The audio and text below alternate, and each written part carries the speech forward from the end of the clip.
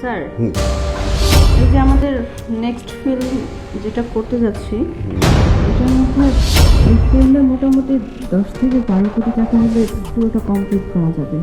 But আপনি যদি চান 10-এর মধ্যে করতে পারবেন, এর চাইতে যদি কমান তাহলে কোয়ালিটি বেশি একটা ভালো আসবে না। টাকা কোনো ব্যাপার না, আমি তো কোয়ালিটিটাই চাই।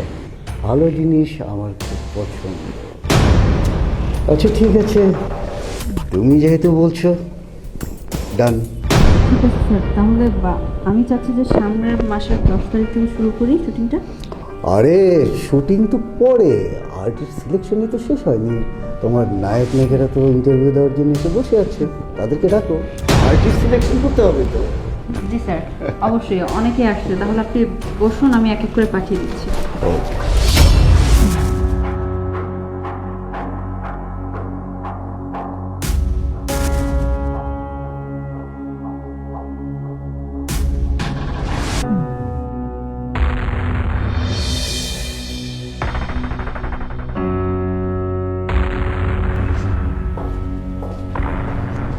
ভাইয়া আসসালামু আলাইকুম। ওয়ালাইকুম আসসালাম। এদিকে আসো, কাছে আসো তো।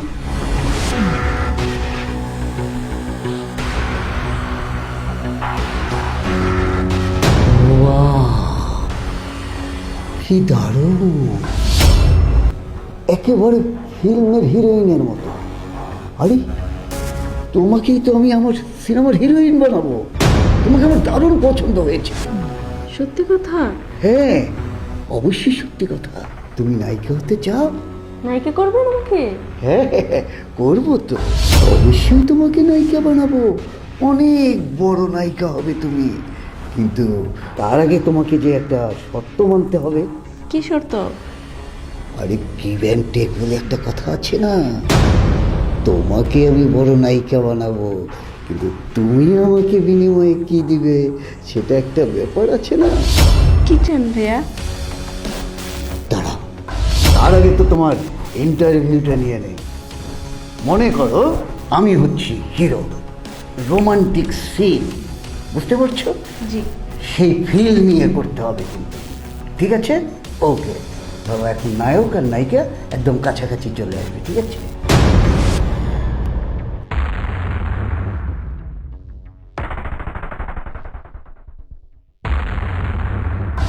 আরে হচ্ছে না, হচ্ছে না, হচ্ছে না, এক্সপ্রেশনের সমস্যা আছে। হাসি হাসি না, বুঝতে পারছো না? আবেদনময়ী একটা ফেস থাকবে, বুঝতে পেরেছো? কঠিন, যা দেখে দর্শক এভাবে হা হা করে তাকিয়ে থাকবে, চোখে পলক পড়বে না, বুঝতে পারছো বিষয়টা? হ্যাঁ, আবার শুরু। অ্যাকশন।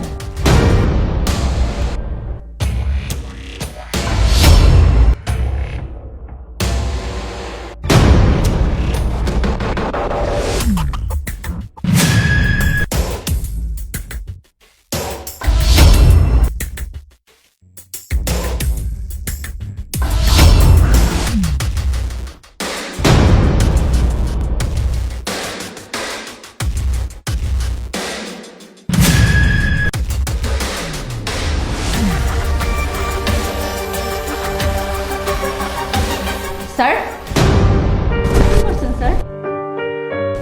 হিবা, তোমার আসলে সময় জ্ঞান নেই। দেখছো যে মেয়েটাকে আমি একটা রোমান্টিক সিন বোঝাচ্ছি, সেখানে সে ডিস্টার্ব করার কি দরকার ছিল? দেখছি তো, আর শুধু দেখছি না, ভিডিও করেছি। কি? কেন ভিডিও করেছো? এই যে এতক্ষণ আপনি মেয়েটার সাথে যা যা করেছেন সব কিছু নয় ভিডিও করা আছে।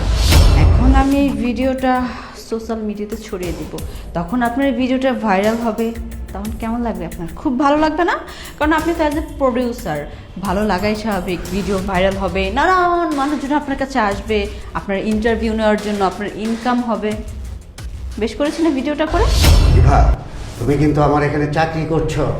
যদি তোমাকে এখান থেকে বরখাস্ত করে দেই তাহলে কিন্তু না খেয়ে মরতে হবে, কথাটা মনে রেখো। আর আমি প্রতি মাসে তোমাকে মোটা অঙ্কের টাকা দিই, যেটা দিয়ে বিলাসবহুল জীবনযাপন করছো, সেটা কিন্তু তোমার থাকবে না, কথাটা মনে রেখো। লাগবে না।